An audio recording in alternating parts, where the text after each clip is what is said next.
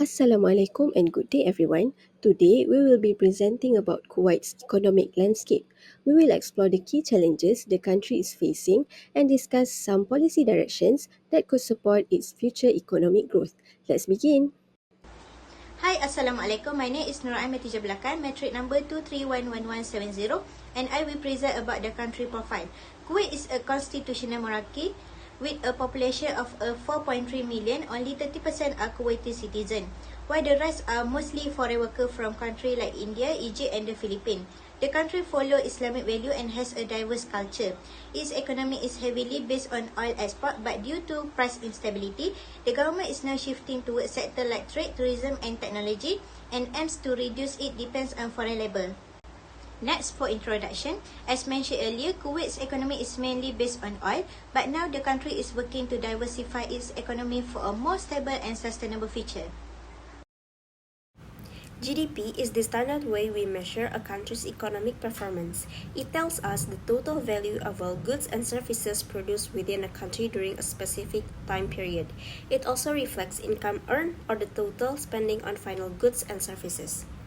In 2023, Kuwait's GDP stood at 175 billion USD with a GDP per capita of $39,000. A major highlight here is the country's heavy reliance on oil. Oil revenue makes up 50% of GDP and 90% of government revenue.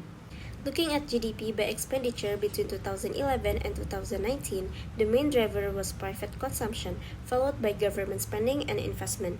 Net exports were more unpredictable, largely due to oil price fluctuations. The bar chart on the right shows how Kuwait's GDP has grown over time. From 2012 to 2020, GDP increased steadily. Most of the growth came from the services sector, shown in blue, while manufacturing, shown in yellow, made up a smaller portion. The unemployment rate tells us the percentage of people who are actively looking for work but can't find a job. It's an important way to measure how strong or weak a country's economy is. So a high rate means economic problems, while a low rate means more people are working and shows a healthy job market. So in Kuwait, the unemployment rate has stayed low. So from 2015 to 2019, it was around 2.2%, but it rose to 3.5% in 2020 due to COVID-19. It then dropped to 2.9% in 2023, the lowest in 10 years. So the average rate from 2012 to 2022 was 2.5%, much lower than the regional average of 6.8%. This shows that Kuwait has a stable and strong job market even during tough times. So inflation refers to the rate at which general level of prices for goods and service rises, reducing the purchasing power of money.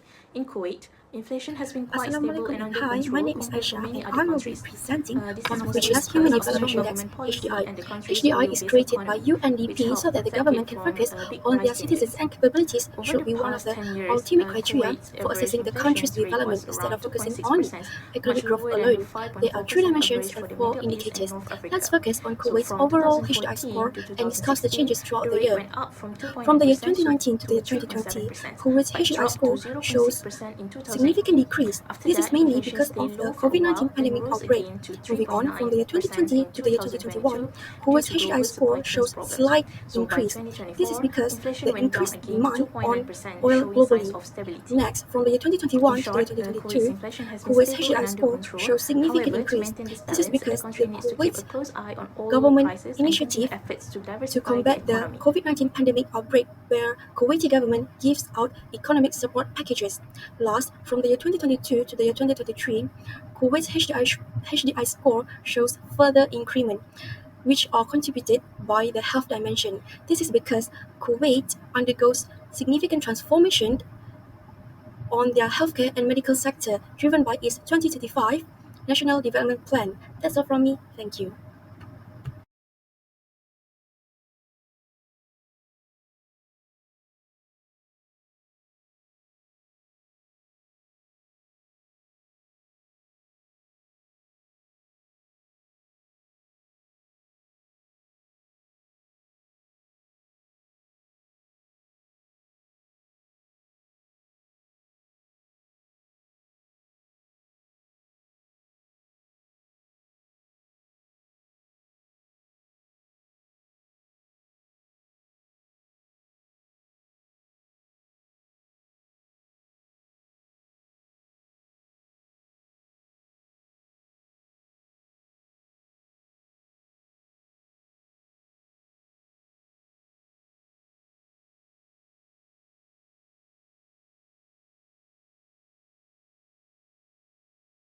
I'll be talking about the Social Progress Index, or SPI, which is measure a country's social and environmental well-being, not just its economic success.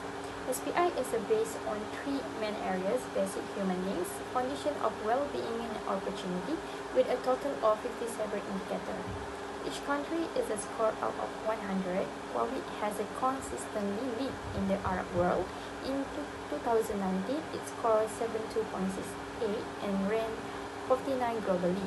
By 2021, Kuwait improved to 74.01, reaching 47th place, is the highest ever thanks to recovery effort, educational reform, and better infrastructure.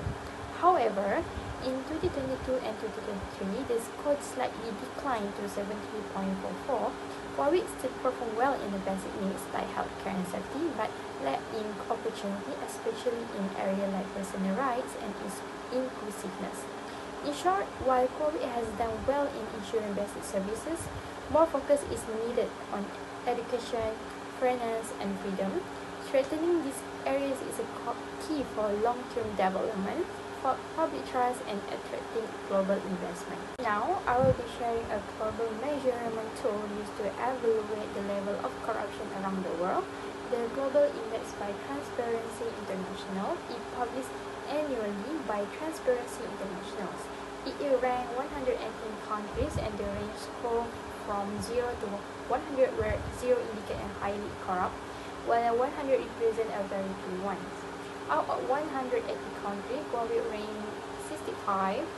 The CPI strength goes from 2014 to 2024, which is the highest score is a 49 in 2025, and the currently in 2024 is a score 46.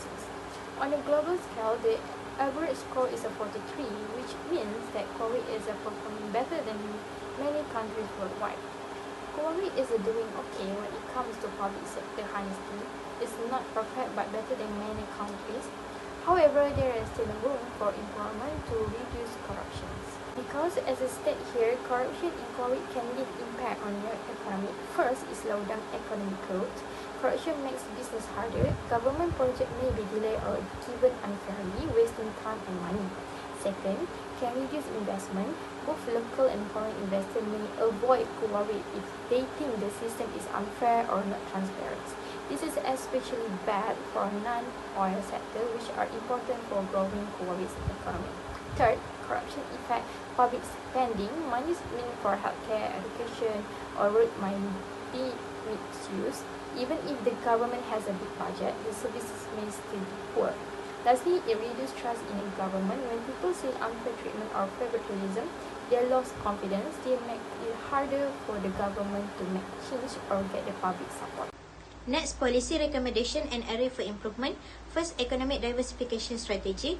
Kuwait want to build a stronger and more stable economy by depending less on oil and foreign workers.